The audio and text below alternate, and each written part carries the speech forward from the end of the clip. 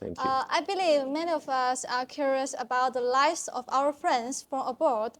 During the live stream, we'll ask them some fun and meaningful questions about their university experiences and give them the opportunity to share their most memorable and interesting stories with us. Now, let's get started with our first questions. It's the end of December and the holidays are coming up. Eva, what's the one thing you must do when you return to study for the holidays? So I have my HSK exam in January. So as soon as the holiday ends, I'm going to go back to studying my 3,000 plus words. And before that, I'm planning to go to Yibing for Chinese New Year. Wow. So that's going to be my first time. So I'm so excited because I heard they have like a special tradition with a pig for the New Year's. So I never been there, so I am so excited for that. But after that, I will be back to studying for my HSK exam. Oh, how about Grace? There are quite a few things that I plan to do during the winter vacation. Probably the first thing I'm going to do is taking my classmates and my friends to the karaoke bar, to the KTV, because we like to sing a lot. We do this once in a while, but during the vacation we probably do it every second or third day, I guess. Then we usually eat 涮羊肉. How to say that in English? Like the mutton, yeah, something like this, because it keeps the body warm. And also I plan to go to the north of China, to Shanxi province, and to explore the countryside there, the mountains and different temples. Yeah, that's my plan.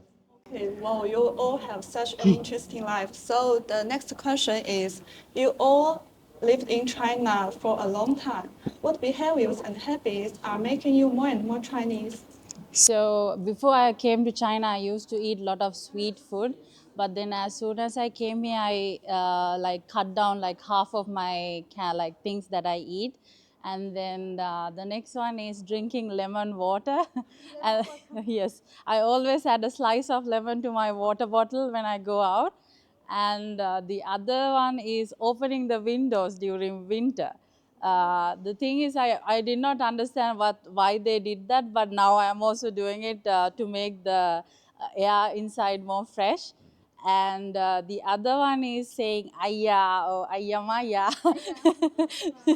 Yes, so I'm so used to saying that out loud, so I say that maybe like 50 times a day now.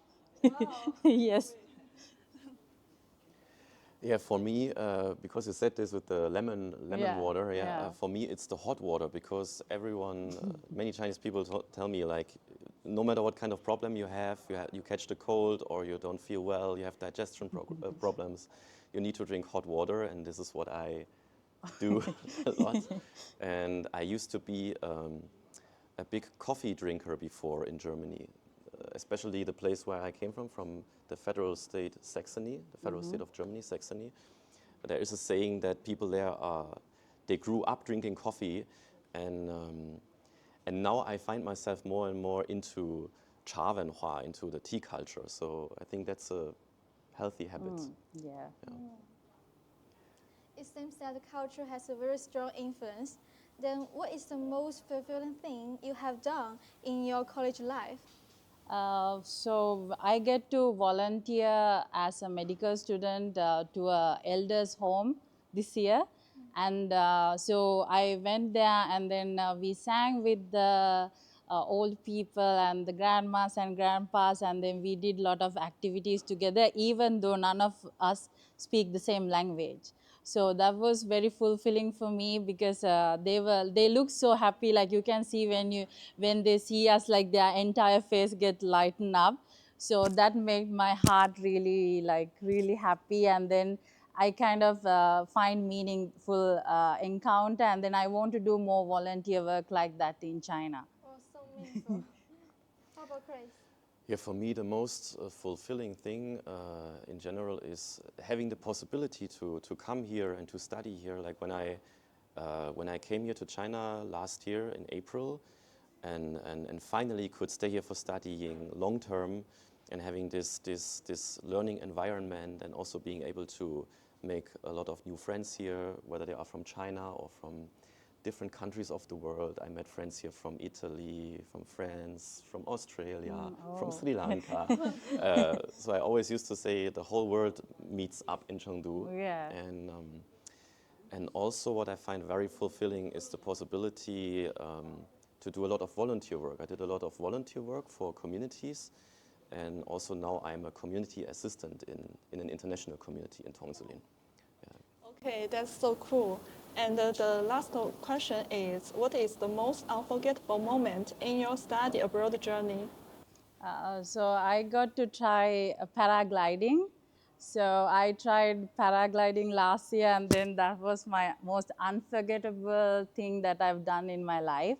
And it was only like 400 yuan. So if I did that in another country, it would have been like maybe 2,000 yuan. So that was like such a great opportunity for me. And the other one is like last month I went to Liangshan. I did fire dance with the e-culture people, and that was so cool. Like we got to, everyone in the community dance around with the fire. And that was I think it was so fun to dance with my friends. Like I had some of my friends who don't like to dance, but they also like to they also dance. And I think that culture was so nice, and then it was the best experience I had in my life. Very cool. Wow, the paragliding thing, that I wouldn't dare to do that. I'm really afraid of that kind of things. But the most memorable thing that I did so far was probably when I had the possibility to take part in a competition where you had to recite a poem, 朗诵比赛. And I didn't expect that I could make to the finals of the whole country in Hangzhou, and even got the first prize of reciting the poem in my category, Wow. in the category of exchange students. And yeah, that was unforgettable.